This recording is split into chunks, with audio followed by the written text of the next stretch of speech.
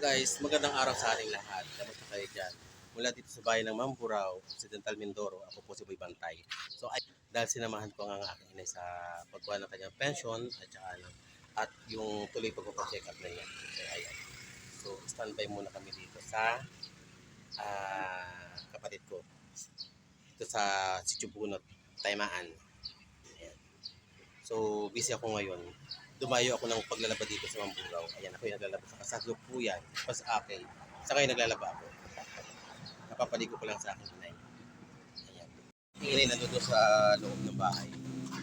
Ayan. Nay! Nay, ano ginagawa niyo? Ha? Wala. O, kapapaligo lang niya. Ayan. Napaliguan ko na siya. So, punta muna ako doon sa labahin ko.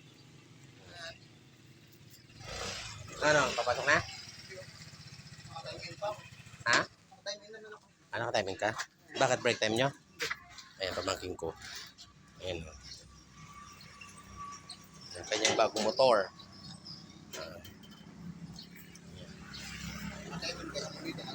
Bakit lalabas ka? Kaya mahamiyo siya. Ayan. Okay, ingat. Ayan.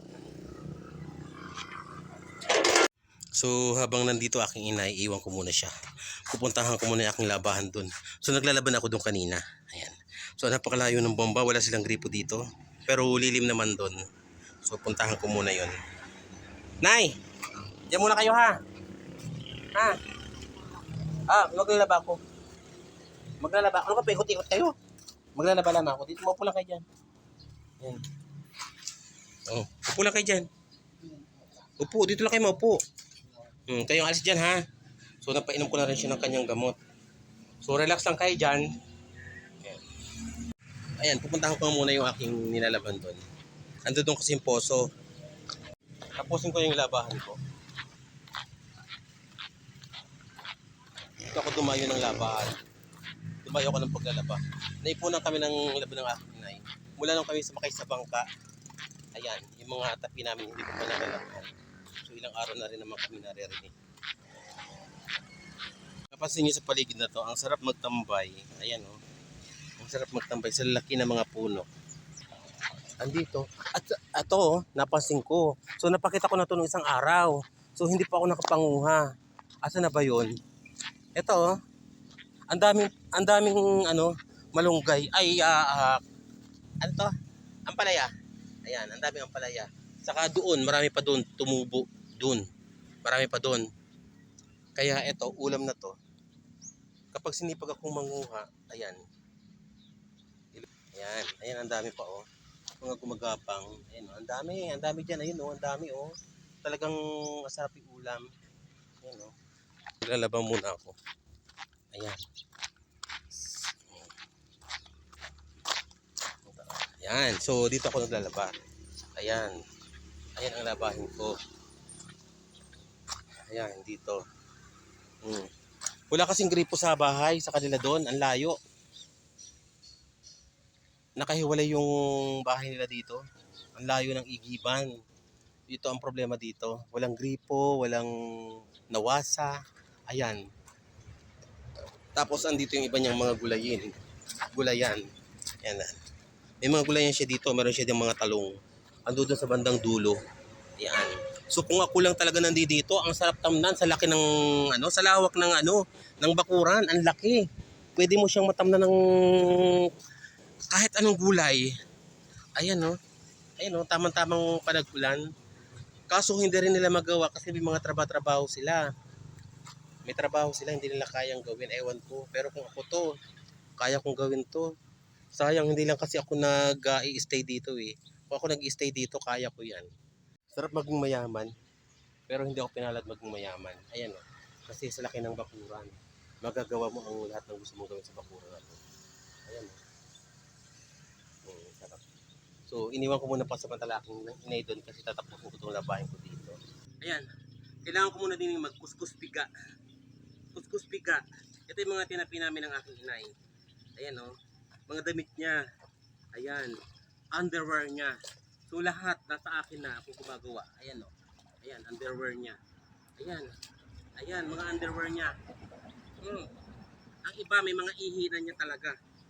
Ihi siya ng ihi. Dito na siya umiihi. Kung magkaminsan, dumudumi pa rin. Naabutan siya ng kanyang pagdumi dito sa kanyang underwear. So, kailangan ko muna magkuskus biga din. So, ando naman ang aking inay. Paikot-ikot lang doon.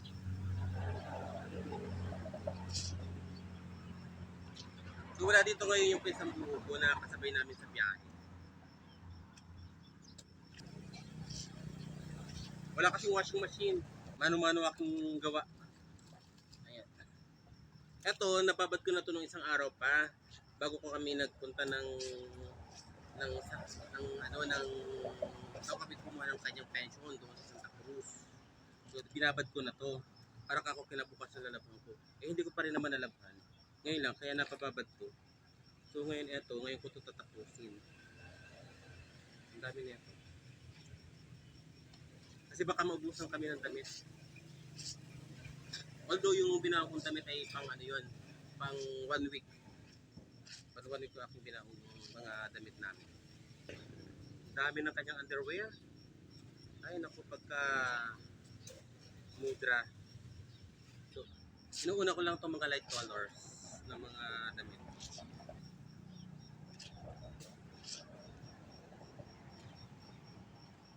Alay.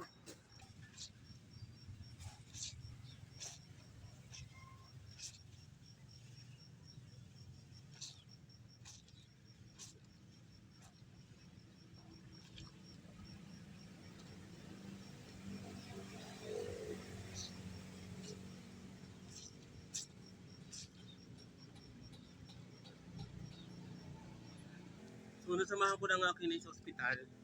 So, pagdating namin ng ospital doon, sa emergency agad kami nagpunta sa ER.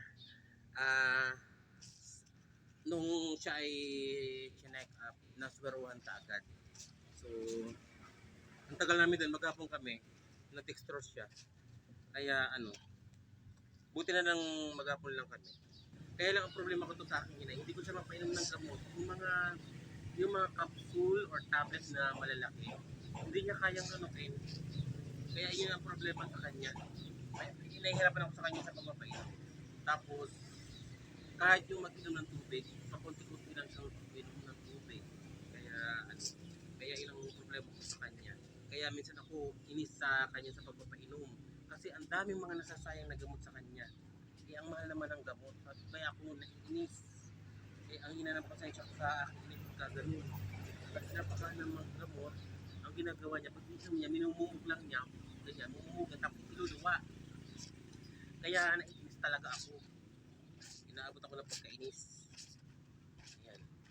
Ako na nga naglalaban ng kanyang damit, ganari, lahat, ay, tapos ganun pa. Doon siya sa bugal, buti na lang may araw ngayon, kasi ilang araw umulan. Pulo-pulo ang ulan ng isang araw. Titila, ulan, aaraw, titila, ulan, aaraw. So sana gumanda ngayon para makapagpatuyo ako ng damit namin dahil wala kaming damit ng aking inay. Baka kami ay medyo matagalan pa.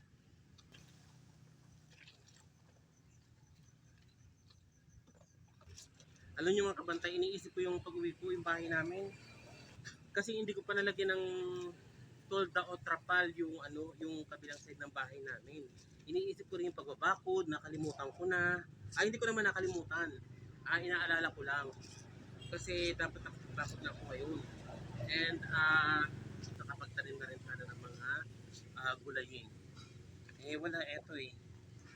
Kailangan namin, hindi pwedeng hindi kami luluwas. Kaya yan, nabalam na naman yung mga dapat kong gagawin. Maging sa bahay. Umalis ako doon na kalat yung bahay.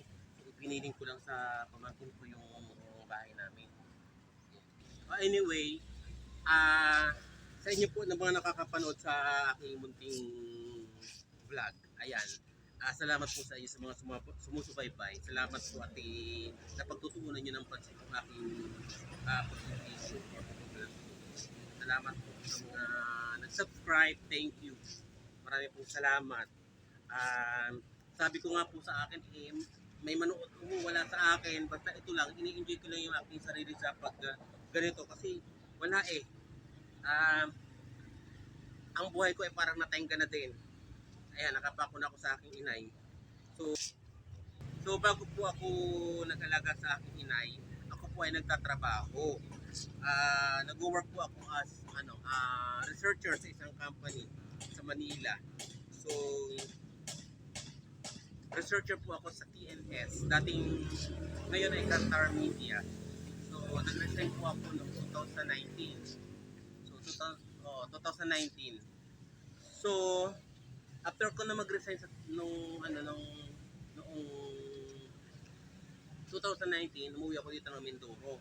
Diyan po ako nakatira sa Caloocan dati. So, umuwi ako ng Mindoro, nag-open ako ng business ko.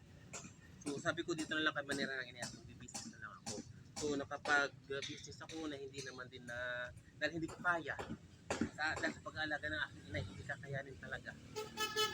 Nagbukas ako ng ukay-ukay, loading business, tindahan, tapos mayroon akong kaunting kainan, lugawan, ayan, pero wala eh, hindi po talaga kinakaya. So mahirap na walang katuwang, ang hirap. Kaya hindi rin ako nag-prosper doon sa aking business. Kaya medyo talagang hindi ko na kinakaya. Sabi ko, since meron naman siyang pag-aari doon sa bayan ng Paluan, sa Barangay Mananaw. So meron siya doong lote, meron siya doong sakahan. So sabi ko yun na lang, sige uwi na lang kako kami. Ayan, doon ko na lang siya pinapunta sa kanya. Kasi wala rin naman nag-aasikaso doon ng kanyang mga property. Kaya kami, nag-decide ako na umuwi na lang kami doon para doon na lang siya. Mahirap din kasi nung nandiyan kasi sa Manila ang aking kasama ko. So nag-start na siya na magkaroon siya ng pagkahuli or Alzheimer. So nauhuli na siya. So maraming beses na siya na nawala sa bahay. At umalis ng bahay, hindi nakabalik. Kaya ayan, sige na nga. So dahil wala namang talagang mag-aasikaso sa kanya, ako na lang talaga ang nag-giveaway. Talaga, ginipap ko na yung aking work. Minsan, pagka gusto kong mag-work na on and off ako, mag-work ko pa rin. So since noong 2018, hindi ako nung nag-resign ako, hindi naman totally kasi minsan, nung before pandemic, nakapagtrabaho pa rin ako. So sa research pa rin, agency siya.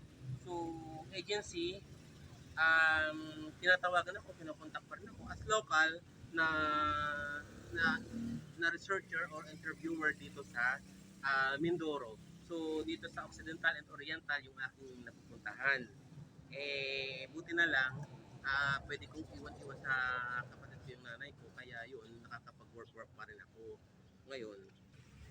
Nakapag-work lang ulit ako nung nakaraang kaming nag-stay ng Santa Cruz ng last last year, November to December pala.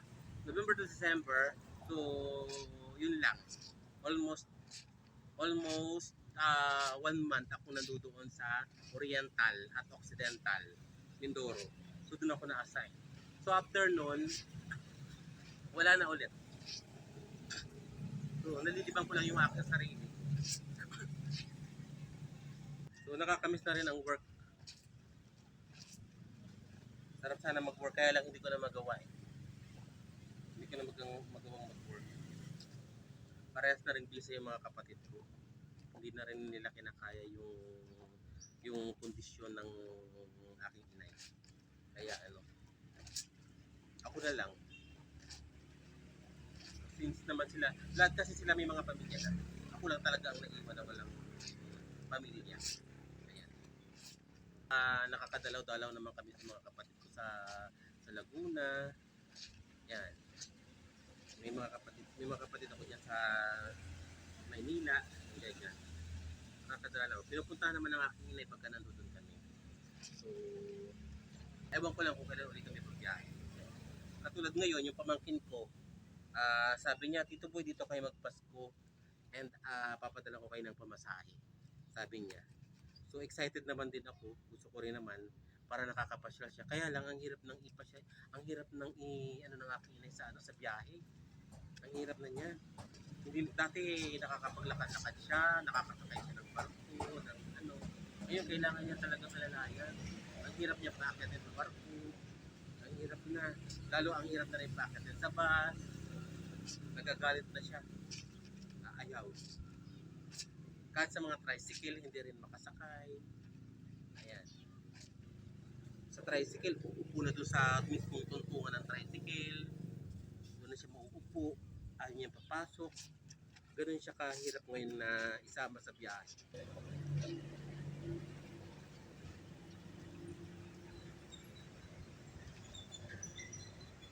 Ako po ngayon sa totoo lang wala akong source of income ngayon kundi yung ang pinagkakaanahan lang namin yung sakahan ng aking inay na kapiraso lang naman.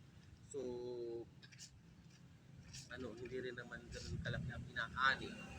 Tapos ang mahal pa ng abono, ang mahal pa ng pakain pa sa mga tao. Tapos ayun, ang yung mag-aarado pa. Tapos ang tractor. So ang mahal. So minsan ipinanghihingi ko na lang sa kapatid ko yung mga pambayad sa mga ganun.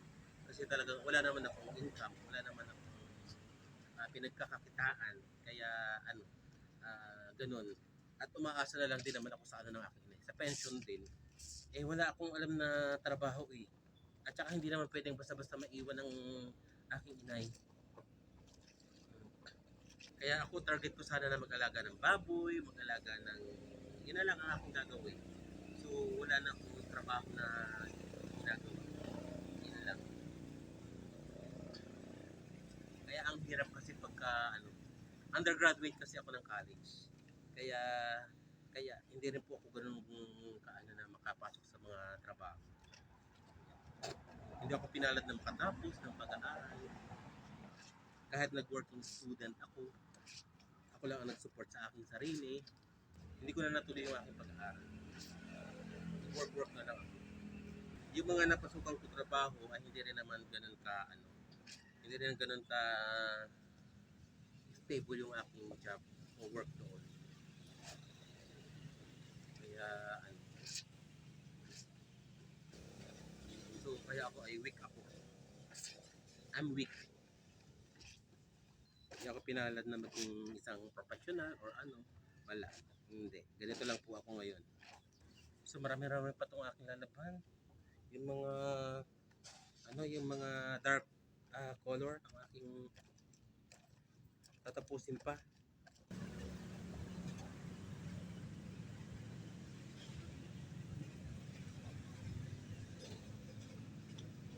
So ito na, decolor na aking lalaban. Yung mga decolor, ayan. Dami.